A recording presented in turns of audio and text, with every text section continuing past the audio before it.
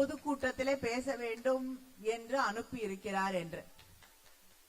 ஏன்னா சென்ற ஆண்டு பட்ஜெட்ல பெரிய அல்வாவா கிண்டுனாங்க. நம்ம எல்லாம் படம் எல்லாம் கூட பார்த்தோம்.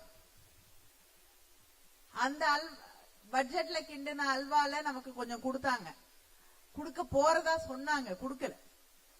ஆனா இந்த ஆண்டு பட்ஜெட்ல எந்த அல்வாவும் வரல. அதனால அல்வாவிற்கே பெயர் போன திருநெல்வேலியில போய் அங்கே கிண்டிக் கொண்டிருக்கக்கூடிய அல்வாவை பற்றி பேசிக்கொண்டு வா என்று அண்ணன் என்னை அனுப்பியிருப்பார் என்று நினைக்கிறேன். நேற்று நம்முடைய தமிழகத்தின் முதலமைச்சர் அண்ணன் தளபதி அவர்கள் இந்த நெல்லை மாவட்டத்திற்கு வந்து ஏறத்தாழ 1060 கோடிக்கான 24 திட்டங்களை, அந்த பணிகளை இங்கே துவக்கி வைத்துவிட்டு சென்றிருக்கிறார்கள். யார் பட்ஜெட்ல காசு கொடுத்தாலும், நிதி ஒதுக்கினாலும், எந்த பிரச்சனைகளை உருவாக்கினாலும் என்னுடைய மக்களுக்காக நான் பாடுபடுவேன், அவர்களுக்கான திட்டங்களை தொடர்ந்து வழங்குவேன் என்று சொல்லக்கூடியதுதான் திராவிட மாடல் ஆட்சி. அங்க டெல்லியில ஒரு ஆட்சி நடக்குது. அந்த ஆட்சி எப்படிப்பட்ட ஆட்சினா, பட்ஜெட்ல நமக்கு கிள்ளியும் கொடுக்க மாட்டாங்க, எதையும் தமிழ்நாட்டோட பேரை சொன்னா கூட, ஆனா அவங்க தமிழர்கள் இல்லை என்று சொன்னால் கோபம் வந்துரும் நிதியமைச்சருக்கு. நான் அவங்க இல்லைன்னு நான் சொல்லல, மகிழ்ச்சியோடு தமிழச்சியாக ஏற்றுக்கொள்கிறோம். அந்த தமிழ் உணர்வோடு கொஞ்சம் செயல்படுங்கள். தமிழ்நாட்டுக்கு நிதி கொடுக்க மாட்டேங்கிறீங்க. ஒரே ஒரு திருக்குறளை சொன்னா தமிழ்நாட்டுக்கு பசி தீந்துருமா? நீங்க எங்களுக்கு திருக்குறள் சொல்லித்தர வேண்டிய அவசியம் இல்லை. திருக்குறள் எங்களுடைய மண் சார்ந்தது. அதனால எங்களுக்கு நிதியை கொடுங்க. திருவள்ளுவரையும் திருக்குறளையும் நாங்கள் பார்த்துக் கொள்வோம். திருக்குறளுக்கு உரை எழுதியவர் தலைவர் கலைஞர் அவர்கள், அதற்கு சிலை வைத்தவர் தலைவர் கலைஞர் அவர்கள். கேட்டா சொல்லுவாங்க, தமிழ்நாட்டுக்கு ஒன்னும் செய்யலன்னா பிரதமர் எங்க போனாலும் திருக்குறள் சொல்றாருன்னு. நீங்க சொன்னாதான் அது எனக்கு தெரியுது அது திருக்குறள்னு. அவர் என்ன சொல்றாருன்னு புரிய மாட்டேங்குது. வேற திருக்குறள்னு நினைத்து கொண்டு சொல்கிறார்கள். சரி, வேற மொழி பேசக்கூடியவர்கள்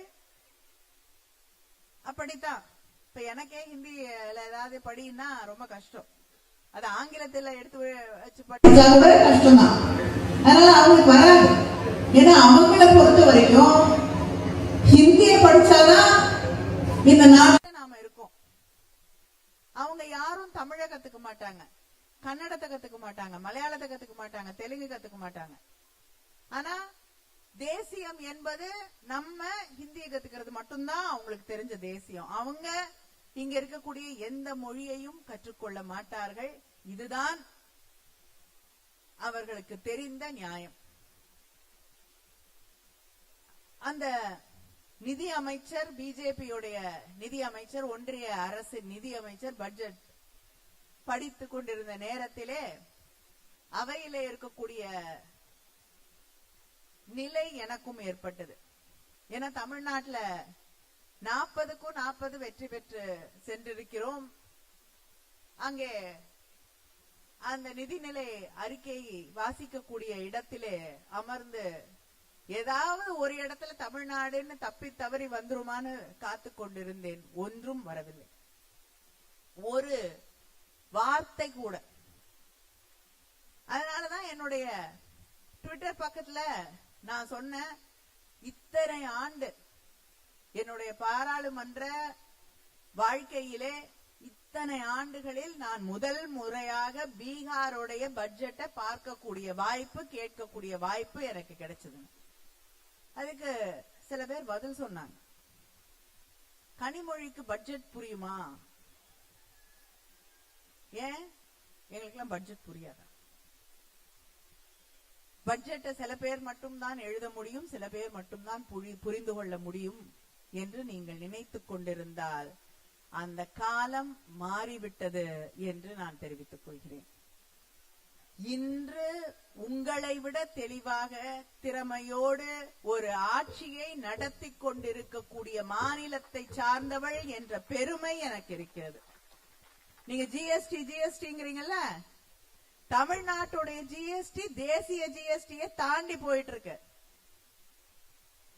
ஒரு ஒடுக்கப்பட்ட சமூகத்தில் இருந்து வந்த ஓபிசின்னு சொல்லக்கூடிய ஒரு முதலமைச்சர் நடத்தக்கூடிய ஆட்சி தமிழ்நாட்டிலே நடந்து கொண்டிருக்கிறது. நீங்க கிட்ட வந்து பிடிக்க முடியாது.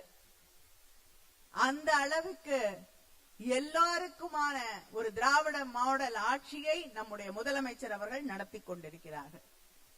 ஆனா அங்கே இருக்கக்கூடிய ஒன்றிய அரசாங்கம் தமிழ்நாட்டிலிருந்து கிட்டத்தட்ட நம்முடைய ஜிஎஸ்டி பங்களிப்பு ஒரு காலகட்டத்துல நம்ம ஊர்ல நம்ம வரி போட்டோம். நம்ம அரசாங்கம், தமிழ்நாடு அரசாங்கம் வரி வசூல் செய்தது. மத்திய அரசாங்கம் நம்ம வசூல் செய்து நாம் நமக்கான நிதியை நமக்கான ஒதுக்கப்பட வேண்டிய நிதியை வைத்து அங்கே அளித்தோம். இன்று நமக்கு தேவையான வரி போடக்கூடிய வாய்ப்பு நமக்கு இருந்தது. ஆனா என்ன சொன்னீங்க? ஒரே நாடு ஒரே வரி கொண்டு வருகிறோம், ஆனால் நியாயம் செய்யப்படும் என்று சொன்னீர்கள். இன்னைக்கு தமிழ்நாட்டிலிருந்து ஜிஎஸ்டிக்கான பங்களிப்பு நாட்டுடையில ஒரு 9% ஜிஎஸ்டி பங்களிப்பு தமிழ்நாட்டில இருந்து போகுது. ஆனா அதுக்கு மேல போடுறீங்க செஸ். அதுல யாரும் பங்களிக்கிறது கிடையாது.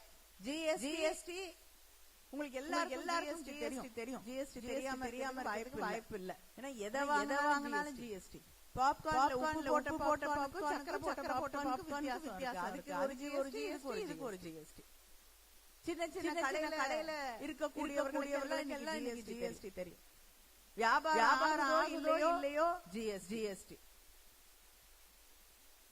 இப்படி எங்க போனாலும் எல்லா ஜிஎஸ்டி கொண்டு வந்து கொண்டிருக்கிறார்கள். அதனால நீங்க ஜிஎஸ்டியால ஒரு கடையில போய் சாப்பிட்டீங்கன்னா வரி கட்டுறீங்க. அந்த வரி நாம் ஒவ்வொரு நாளும் ஒவ்வொருவரிடமும் இருந்து தமிழ்நாடு கட்டி கொண்டிருக்கிறது. ஆனா அதுக்கு பங்கீடு எப்படின்னா, தமிழ்நாட்டுக்கு எவ்வளவு கொடுக்கறாங்க? 58,000 கோடி. பெரிய அளவாதான் தெரியுது கேட்கும் போது. 58,000 கோடி பரவாயில்ல. 58,000 கோடி. இதே நேரத்துல கிட்டத்தட்ட ஒண்ணுமே கொடுக்காத உத்தரப்பிரதேசத்துக்கு என்ன கொடுக்கறாங்க? 2,55,000 கோடி. காதுல விழுந்துதா? எவ்வளோ? 55,000 கோடி. 2,55,000 கோடி. நமக்கு வெறும் 58,000 கோடி. அதை இன்னும் நான் தெளிவா உங்களுக்கு சொல்லணும்னு நினைச்சா, தென்னிந்தியாவில் இருக்கக்கூடிய ஆந்திரா, தெலுங்கானா, கர்நாடகா, தமிழ்நாடு, கேரளா, இதுக்கு எல்லாம் சேர்ந்து அந்த ஒன்றிய அரசாங்கம் தரக்கூடிய ஈடு எவ்வளவுன்னா 2,24,000 கோடி. ஆனா ஒரே ஒரு மாநிலமான யூபி, பிஜேபி ஆட்சி தொடர்ந்து நடந்து கொண்டிருக்கக்கூடிய யூபிக்கு அவர்கள் தரக்கூடிய நிதி 2,56,5,000 கோடி. இது எந்த விதத்துல நியாயம் என்று நாம் ஏற்றுக்கொள்ள முடியும்? சொல்றாங்க யூபி வளரல, அதை வளர வைக்க வேண்டிய, யூபியை முன்னேற்ற வேண்டிய கடமை நமக்கு இருக்குன்னு. நான் கேட்கிறேன், உங்களுடைய பிஜேபியில இருக்கக்கூடிய தலைவர்கள் மேடை ஏறும் பொழுதெல்லாம் அங்க பாருங்க யூபி எப்படி வளர்ந்திருக்கு. யூபியில இருக்கக்கூடிய தெருக்கள் எல்லாம் பிரமாதமா இருக்கு. யூபியில எல்லா தொழில் வளர்ச்சியும் கொண்டு வந்திருக்காரு யோகி. யூபி மாதிரி ஒரு மாநிலம் உலகத்திலேயே இல்ல என்று நீங்க தானே மேடை ஏறி பேசுறீங்க. இப்ப இவ்வளவு வளர்ந்த யூபிக்கு ஒண்ணு யூபி வளர்ந்திருக்கா இல்ல வளரலையா? இது ரெண்டுல ஒரு தெளிவான முடிவை சொல்லுங்கள். அப்படி வளர்ந்திருந்ததுன்னா ஏன் எங்க காசை கொண்டு போய் அவங்களுக்கு கொடுக்குறீங்க? வளரலன்னா இத்தனை வருஷமா காசை கொண்டு போய் கொட்டி கொடுத்தீர்களே, அவங்க அந்த காசெல்லாம் வச்சுக்கிட்டு என்ன செஞ்சாங்கன்னு கேள்வியாவது கேளுங்க. இது எதையுமே கேட்காமல் தமிழ்நாட்டில் இருந்து வாங்கப்படக்கூடிய அந்த வரி தொகையை நமக்கு திருப்பி தராமல் ஒவ்வொரு நிதிநிலை அறிக்கையிலும் நம்மை நோகடிக்கக்கூடிய வகையிலே இங்க இருக்கக்கூடிய தமிழ் மக்களை சுரண்டக்கூடிய வகையிலே ஒரு பட்ஜெட்டை போட்டு நமக்கு வர வேண்டிய நியாயமா ஜிஎஸ்டி கொண்டு வரும்பொழுது ஜிஎஸ்டியால நீங்க கொண்டு வரதால தமிழ்நாட்டுக்கு இழப்பு இருக்கிறது என்று சொன்னோம். அந்த இழப்பு 20,000 கோடி. அதை நாங்க தந்துடுவோம். நீங்க கொடுத்தீங்களா? கொடுப்பதற்கு தயாராக இல்லை. ரயில்வே, தமிழ்நாட்டிலிருந்து ரயில்வேக்கு போகக்கூடிய வருவாய் கிட்டத்தட்ட 18,000 கோடி. ஆனா தமிழ்நாட்டுக்கு திருப்பி அவர்கள் ஒதுக்கீடு செய்வது 6,600 கோடி. ஆனா இதே நேரத்தில் மகாராஷ்டிராக்கு ரயில்வேல கொடுக்கக்கூடியது 23,000 கோடி. உத்தரப்பிரதேசத்துக்கு 3 மடங்கு அதிகம். ஒரே நாட்டில் நம்ம கிட்ட இருந்து எல்லா பணத்தையும் வாங்கிட்டு போய் திருப்பி தரமாட்டேன், ஏனென்றால் நீங்கள் முன்னேறிய மாநிலம், உங்களுக்கு தேவையில்லை என்று சொல்கிறீர்களே. இந்த மாநிலம் முன்னேறியதாக இருப்பதற்கு காரணம் திராவிட மாடல் ஆட்சி என்பதையாவது ஏற்றுக்கொள்ளுங்கள். தந்தை பெரியாரிலே துவங்கி அவருடைய கருத்தியல்களை உள்வாங்கிக் கொண்டு பேரறிஞர் அண்ணா, தலைவர் கலைஞர், என்று நம்முடைய முதலமைச்சர் அண்ணன் தளபதி அவர்கள் நடத்தி கொண்டிருக்கக்கூடிய ஆட்சி இன்று நம்மை முன்னேறிய மாநிலமாக, எல்லாரையும் திரும்பி பார்க்க வைக்கக்கூடிய மாநிலமாக மாற்றி இருக்கிறது என்பதை ஒற்றுக்கொள்ளுங்கள். அதையும் ஏத்துக்க மாட்டீங்க. நமக்கு கொடுக்க வேண்டிய நியாயமான வரி பங்கீட்டையும் கொடுக்க மாட்டீங்க.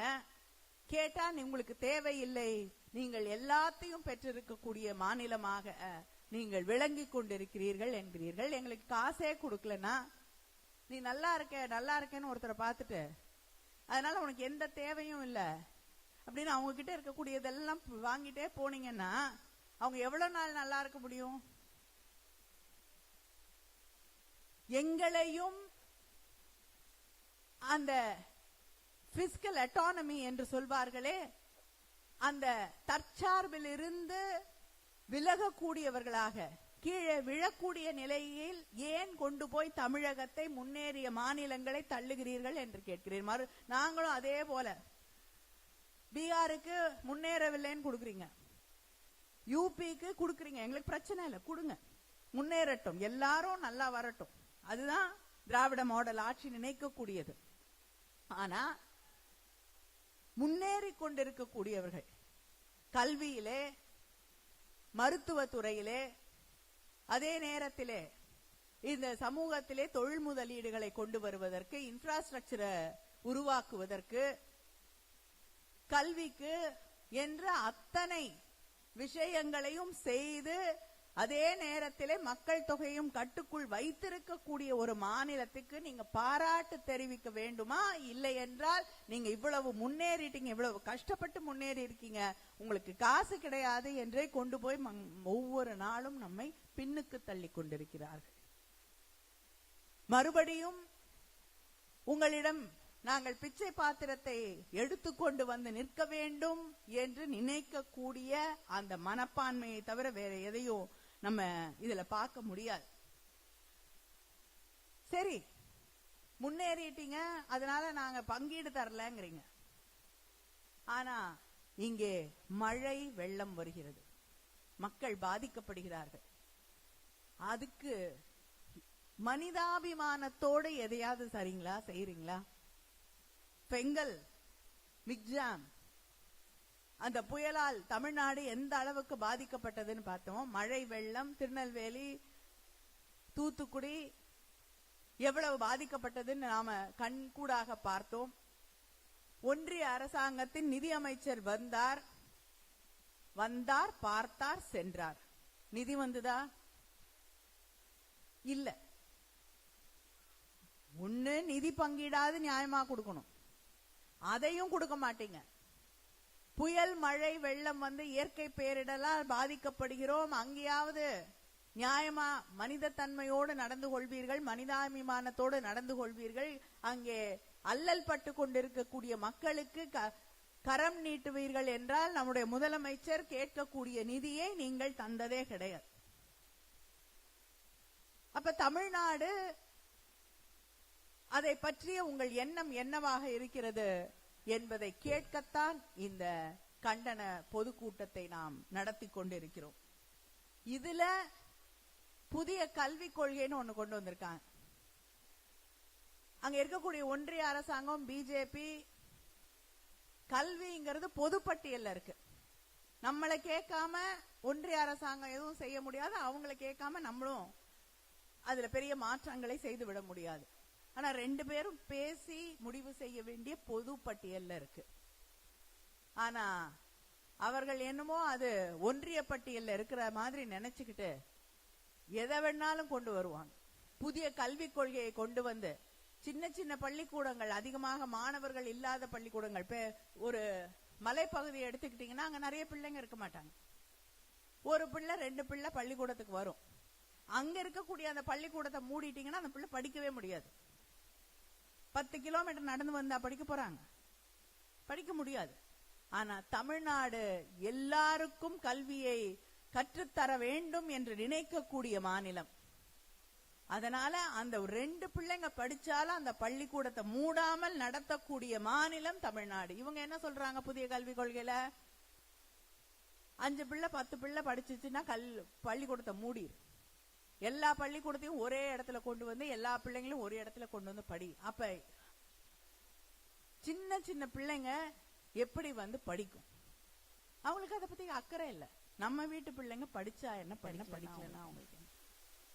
இதுல எஸ்எஸ்ஏ நான் எழுதி வச்சிருக்கேன். சமக்ர சிக்ஷா அபியான். அர்த்தம் எல்லாம் கேட்காதீங்க, தெரியாது.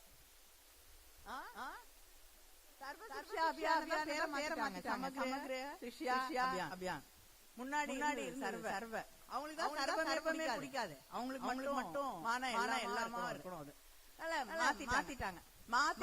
அதுல எஸ்எஸ்ஏ அவங்க நமக்கு நிதி தரணும். இந்த எஸ்எஸ்ஏ யார் படிக்கிறா? திருநெல்வேலியிலிருந்து வரி கட்டக்கூடிய தமிழ் மக்களுடைய பிள்ளைகள் திட்டத்தின் வழியாக படிக்கிறார். ஆனா அவங்க என்ன சொல்றாங்க? நீ கையெழுத்து போடு, புதிய கல்விக் கொள்கையை ஏற்றுக்கொள்வேன். ஏன்? ஹிந்தி படிக்கும். ஹிந்தி படிக்கிறேன்னு கையெழுத்து போடு, அப்பதான் உனக்கு சேர வேண்டிய 2000 கோடி ரூபாயை தருவேன். யாருடைய காசு? நீங்க கொடுத்த காசு. தமிழ்நாடு வரி பெற்ற காசை, பணத்தை திருப்பி தருவதற்கு நீ ஹிந்தி படிச்சாதான் நான் தருவேன்னா இதுக்கு என்ன பேர்? இந்த ஆணவம், இந்த அதிகார மனப்பான்மை, இதை எதிர்த்துத்தான் இந்த கண்டன பொதுக்கூட்டத்தை நாம் நடத்தி கொண்டிருக்கிறோம். இங்கே எல்லாம் கொண்டு போயிடணும்.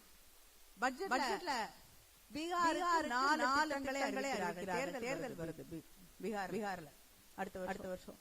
அதனால 4 திட்டங்களை அறிவிக்கிறார்கள். தமிழ்நாடு என்ன அறிவிச்சாலும் போட போறது இல்ல. அதனால தமிழ்நாடு பேரே பட்ஜெட்ல கிடையாது. எல்லாரோட பேரையும் சொல்ல முடியுமானா சொல்ல வேண்டாம். எல்லா மாநிலங்களுக்கும் திட்டங்களை அறிவிங்கள். எல்லா மாநிலங்களுடைய பேரையும் போன ஏதாவது பெரிய திட்டத்தை அறிவித்து செயல்படுத்தினால் இந்த வெற்றி பரவாயில்ல. ஆனா என்னைக்காவது செயல்படுத்துகிறீர்களா என்றால் இல்லை. கோவை மெட்ரோ பட்ஜெட்ல வந்துதா? இல்ல. மதுரை மெட்ரோ இல்ல. எய்ம்ஸ் கிடையாது. இங்கே இருக்கக்கூடிய நம்முடைய திருநெல்வேலிக்கு ஏதாவது ஒரு திட்டத்தை அறிவிக்கிறார்களா? கிடையாது. நான் கேட்கிறேன், நம்முடைய முதலமைச்சர் அவர்கள் பெருமையோடு அறிவித்தார், இதுவரைக்கும் இந்தியாவிலேயே மிக பழமையாக கிடைக்கக்கூடிய அந்த அயர்ன் ஏஜ் என்று சொல்லக்கூடிய இரும்பு காலம், அதுல இரும்பு உருக்கப்பட்டு பயன்படுத்தப்பட்டதற்கான தரவுகள், அந்த அடையாளங்கள் கண்டெடுக்கப்பட்டது தமிழ்நாட்டிலே, பக்கத்திலே இருக்கக்கூடிய தூத்துக்குடியிலே சிவகலையிலே. அத பத்தி இன்னைக்கு வரைக்கும் தமிழ்நாடு, தமிழ் பெருமை, இந்திய வரலாறுடைய பெருமை, இதையெல்லாம் பேசக்கூடிய நம்ம பிரதமர் ஒரு வார்த்தை சொல்லியிருப்பாரா? தமிழ்நாடு முதலமைச்சர் ஒன்னும் சும்மா வாய் வார்த்தையாக சொல்லவில்லை. ஆங்கிலத்திலே ப்ராப்பர் எவிடன்ஸ் சொல்லுவாங்க இல்லையா, சயின்டிபிக் எவிடன்ஸ் புளோரிடால இருக்கக்கூடிய லேபுக்கு அனுப்பி அதோடைய ஆண்டு கணக்கை துல்லியமாக கணக்கிட்டு தெரிவித்திருக்கிறார்கள். தமிழ்நாடு 5000 ஆண்டுகளுக்கு முன்னால் தமிழ்நாட்டிலே இருந்த அந்த மக்கள் இரும்பை பயன்படுத்தி இருக்கிறார்கள் என்று. இரும்பை பயன்படுத்தணும்னா அது ஒரு பண்பட்ட நாகரிகமாக, விவசாயத்தை பயன்படுத்தக்கூடிய நாகரிகமாக, மற்ற நாகரிகங்களை விட உயர்ந்து நிற்கக்கூடிய ஒரு நாகரிகமாக, பழமையான நாகரிகமாக இருந்தால்தான் இரும்பை அவர்கள் பயன்படுத்தி இருக்க முடியும். இன்று தமிழ்நாட்டை சொல்லாமல் இந்திய வரலாற்றை மட்டும் இல்லை, உலக வரலாற்றை இனிமேல் யாரும் எழுத முடியாது என்ற பெருமையை பெற்றவர்கள் நாம். ஆனா இதுக்கு என்ன ஒதுக்கீடு செஞ்சீங்க? இல்ல, ஒன்றும் கிடையாது. இதை பற்றி நம்முடைய பிரதமர், பாரத பிரதமர், இப்ப இந்தியான்னு யாரும் சொல்றது இல்லை, எல்லாம் பாரதம் தான். அதனால பிரதமர் ஒரு வார்த்தையாவது சொல்லி இருக்காரா? கிடையாது. ஏன்னா அவர்களுடைய கலாச்சாரம், பண்பாடு, வரலாறு என்பது வேறு, நம்முடைய கலாச்சாரம், பண்பாடு, மொழி என்பது வேறு. அதனாலதான் நமக்கு நிதி அளிக்க வேண்டும் என்றால் அவர்களுக்கு அவ்வளவு கஷ்டமா இருக்கு, வருத்தமாக இருக்கிறது. நான் கேக்குறேன், நீங்க எல்லாம் அங்க இருக்கக்கூடிய சகோதரிகள் இருக்கீங்க, சகோதரர்கள் இருக்கீங்க, பெரிய பட்ஜெட்லாம் வேண்டாம். உங்க வீட்டுல நீங்க பட்ஜெட் போடுறீங்க, ஒரு வருமானம் வருது. எல்லார் வீட்லயும் இங்க இருக்கக்கூடிய ஊடகத்துறையை சார்ந்த நண்பர்கள் கிட்டையும் கேட்கிறேன், வருமானம் வருது, பட்ஜெட் போடுவீங்க. ஒரு செலவு எடுத்துக்கோங்க, மளிகை சாமான், அதுக்கு ஒரு 2000 ரூபான்னு வைங்க. 2000 ரூபாய் முதல் பட்ஜெட்ல 2000 ரூபாய் போடுறீங்க.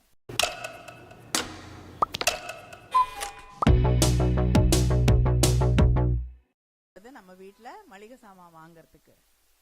அதனால நான் என்ன பண்ணுவோம், அடுத்த மாசம் 2500 ரூபான்னு கொஞ்சம் இங்க குறைக்கலாமா அங்க குறைக்கலாமா பாப்பீங்க. பார்த்துட்டு 2500 ரூபாய் தேவைப்படுதுன்னா அதை தனியா எடுத்து வைப்பீங்க, இல்லைன்னா எழுதி வைப்பீங்க. இதுதான் ஒரு பட்ஜெட்ல வழக்கமா நம்ம செய்யக்கூடிய ஒன்று. ஒரு மாசம் கூட காத்திருந்து பார்ப்போம் அப்படின்னு வெயிட் பண்ணலாம். அடுத்த மாசமும் 2500 ரூபாய்னா அது தனியா எடுத்து வச்சிருவீங்க. ஆனா அந்த மகாத்மா காந்தி ஊரக வேலை திட்டம் என்று ஒரு திட்டம் இருக்கிறது. அந்த திட்டத்துக்கு ஒன்றிய அரசாங்கம் ஒவ்வொரு ஆண்டும் ஒதுக்கக்கூடிய நிதி என்பது குறைந்து கொண்டே வருகிறது. 2 ஆண்டா அதே நிதியை தான் ஒதுக்கிட்டு இருக்காங்க. ஆனா தேவை என்பது அதிகரித்து கொண்டே இருக்கிறது. ஏன்னா கிட்டத்தட்ட 2 கோடி வேலை வாய்ப்புகளை இந்த நாட்டில் உருவாக்குவேன்னு சொல்லி ஆட்சிக்கு வந்தவர் மோடி. ஆனா குடியரசுத் தலைவருடைய உரையில நாங்க 10 லட்சம் வேலைகளை உருவாக்கி இருக்கிறோம் என்று பெருமையோடு சொல்றாங்க.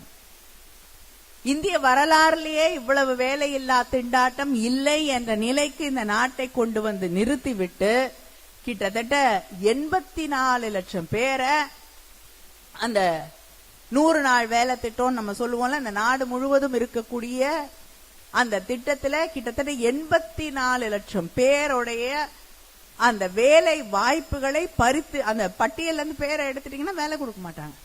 84 லட்சம் கிராமப்புறத்திலே இருக்கக்கூடிய ஏழை எளிய மக்களின் வயிற்றிலே அடித்திருக்கக்கூடிய ஆட்சிதான் ஒன்றியத்திலே இருக்கக்கூடிய பிஜேபி ஆட்சி என்பதை நீங்கள் நினைவிலே வைத்துக் கொள்ள வேண்டும்.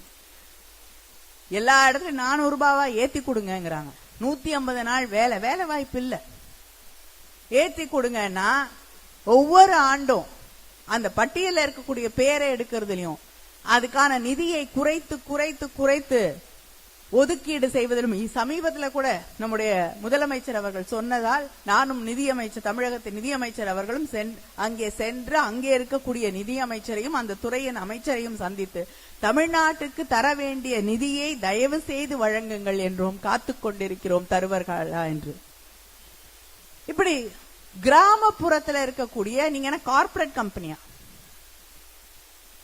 எதுல லாபத்தை அதிகப்படுத்துவது, வேலைக்கு சம்பளம் கொடுக்கறது எப்படி குறைக்கிறது, எப்படி செலவை குறைக்கிறதுன்னு. ஒரு நாடு என்பது மக்கள் மீது அக்கறை கொண்ட நாடாக இருக்க வேண்டும். ஆனா அடிப்படையில 100 நாளாவது குறைந்தபட்ச மக்களுக்கு வேலை தரக்கூடிய, அவங்களுக்கு உணவு தரக்கூடிய, ஒரு அடிப்படை பாதுகாப்பை தரக்கூடிய ஒரு திட்டத்தை 100 நாள் திட்டத்துல கொடுக்க வேண்டிய நிதியை படிப்படியாக குறைத்து கொண்டு வந்து அந்த திட்டத்தையே நிறுத்திவிட வேண்டும் என்று எண்ணம் கொண்டிருப்பதுதான் மத்தியிலே இருக்கக்கூடிய, ஒன்றியத்திலே இருக்கக்கூடிய பிஜேபி ஆட்சி என்பதை நாம் மறந்துவிடக் கூடாது. இப்படி தொடர்ந்து தமிழ்நாட்டுக்கு அவங்க தமிழ்நாடுனாலே பிடிக்காது.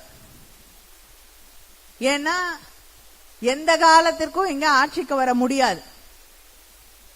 பீகாருக்கு இந்த பட்ஜெட்லயே 2 விமான நிலையங்கள், அதை விரிவாக்குவதற்கான அறிவிப்புகள். நம்ம ஊர்ல விமான நிலையங்கள் இருக்கிறது, பல கோரிக்கைகள் இருக்கிறது, அதை பற்றி எந்த அறிவிப்பும் கிடையாது. இதுல யுஜிசி பாலிசி, அதுல இருக்கக்கூடிய மாற்றங்களை கொண்டு வந்து நம்முடைய கல்லூரிகளை ஒன்றிய அரசாங்கம் தன்னுடைய கையிலே வைத்துக் கொள்ள வேண்டும் என்று துடிக்கிறது. அதுக்காக தான் டெல்லியிலே நம்முடைய மாணவர் அணி ஒரு ஆர்ப்பாட்டம் நடத்தியது. அந்த ஆர்ப்பாட்டத்திலே பல கட்சியின் தலைவர்கள் கலந்து கொண்டு தன்னுடைய கருத்துக்களை தெரிவித்தார்கள். ஒரு பல்கலைக்கழகத்திற்கு முதல்வராக வரக்கூடியவர் பல்கலைக்கழகத்தில் பணியாற்றி இருக்கணும், இல்லனா ஒரு கல்வியாளராக இருக்க வேண்டும். அந்த துறையிலே இருக்கக்கூடிய ஒருத்தரா இருந்தாதான் நிர்வாகம் செய்ய முடியும். ஆனா இவர்கள் கொண்டு வரக்கூடிய மாற்றங்கள்ல கவர்னர் எங்கிருந்து வேணாலும் யாரை வேணாலும் கொண்டு வந்து அங்கே நிர்வாகத்திற்கு அவர்களை கல்லூரியின் முதல்வராக ஆக்க முடியும். அதை தாண்டி நீட்டை கொண்டு வந்து மருத்துவ கல்லூரிக்கு நம்முடைய வீட்டு பிள்ளைகள் போக முடியாத நிலையை மாற்றி இருக்கிறார்கள். இப்பொழுது எல்லா கல்லூரிகளுக்கும் நுழைவுத் தேர்வு என்று சொல்லக்கூடியதுதான் இந்த யுஜிசியில் வரக்கூடிய முக்கியமான மாற்றங்களில் ஒன்று. எல்லா கல்லூரிக்கும் நுழைவுத் தேர்வுனா சின்ன சின்ன ஊர்கள்ல இருக்கக்கூடிய, கிராமங்கள்ல இருக்கக்கூடிய சாதாரண குடும்பங்களை சேர்ந்த பிள்ளைகள் எப்படி கல்லூரிக்குள் நுழைவார்கள். இன்னைக்கு தேசிய அளவீட்டை விட தமிழ்நாடு உயர்கல்வியிலே ஏதோ ஒரு மேல, தேசிய அளவீடு இங்க இருக்குன்னா நம்ம அங்க இருக்கோம். அதை அழிக்கக்கூடிய வகையிலே நுழைவுத் தேர்வுகளை கொண்டு வந்து நம்ம பிள்ளைங்க அதுல படிக்க முடியாத நிலையை உருவாக்க துடித்துக் கொண்டிருக்கிறார்கள். நுழைவுத் தேர்வு வந்தா என்ன, இப்ப நீட் வந்திருக்கு, யாருக்கு லாபம்? கோச்சிங் சென்டர் நடத்துறவங்களுக்கு லாபம். பிள்ளைங்க ஒரு வருட படிப்பை நிறுத்திவிட்டு கோச்சிங் சென்டருக்கு போயிட்டு அங்க வந்து அந்த தேர்வை எழுத வேண்டிய கட்டாயத்திற்கு தள்ளப்பட்டிருக்கிறார்கள். இது எல்லா கல்லூரிக்குமான நுழைவுத் தேர்வாக மாற்றும் பொழுது இது கல்லூரிக்குள் நம்முடைய சாதாரண சாமானிய குடும்பங்களை சார்ந்த ஒதுக்கப்பட்ட மாணவர்கள் உள்ளே வரக்கூடாதுங்கிறதுக்காக நுழைவுத் தேர்வு இல்ல, நுழைவை தடுக்கக்கூடிய தேர்வு என்பதை நாம் புரிந்து கொள்ள வேண்டும். ஹிந்தியை கொண்டு வந்து திணிக்கிறதுல காட்டக்கூடிய ஆர்வம், நம்ம பிள்ளைங்க படிக்க கூடாதுன்னு காட்டக்கூடிய ஆர்வம், தொடர்ந்து தமிழ்நாட்டை வஞ்சித்துக் கொண்டே இருக்க வேண்டும் என்று நினைக்கக்கூடிய அந்த எண்ணம், இதை எதிர்த்துதான் இந்த கூட்டம் நடைபெற்றுக் கொண்டிருக்கிறது. ஒன்றை அவர்கள் புரிந்து கொள்ள வேண்டும். நீங்க பட்ஜெட்ல எங்க பேரை சொல்லாம இருக்கலாம், எங்களை நிதி நெருக்கடியை உருவாக்கி வென்று விடலாம் என்று நீங்கள் நினைத்து விடலாம். ஆனால் தமிழர்கள் காலம் காலமான இன்றே நம்முடைய முதலமைச்சர் இந்த உலகத்திற்கு பிரகடனமாக சொல்லி இருக்கக்கூடிய 5000 ஆண்டு பெருமையை கொண்டிருக்கக்கூடியவர்கள், தொன்மையும் தொடர்ச்சியும் இருக்கக்கூடிய மொழிக்கு சொந்தக்காரர்கள்.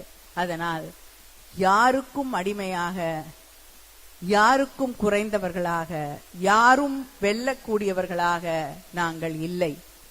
எங்களை எதிர்க்கக்கூடியவர்களுக்கு பாடம் சொல்லி தருவோம். எங்களை எதிர்க்கக்கூடியவர்களை வென்றே தீருவோம். நன்றி, வணக்கம்.